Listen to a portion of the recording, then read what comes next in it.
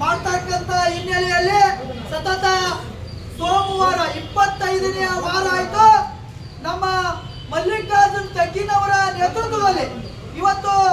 25ನೇ ಸೋಮವಾರ ಕೊಡಕತ್ತಿದ ಮನವಿಯನ್ನ ಸ್ವೀಕರಿಸಿದಂತ ತಾಲೂಕಾ ದಂಡಾಧಿಕಾರಿಗಳು ಏನು ಸರ್ಕಾರಕ್ಕೆ ಇದನ್ನ ತಾವುಗಳು ಮನವಿಯನ್ನ ಕಳಿಸಿ ತತ್ಕ್ಷಣವೇ ಏನು ಕುಟುಂಬ ರಾಜಕಾರಣ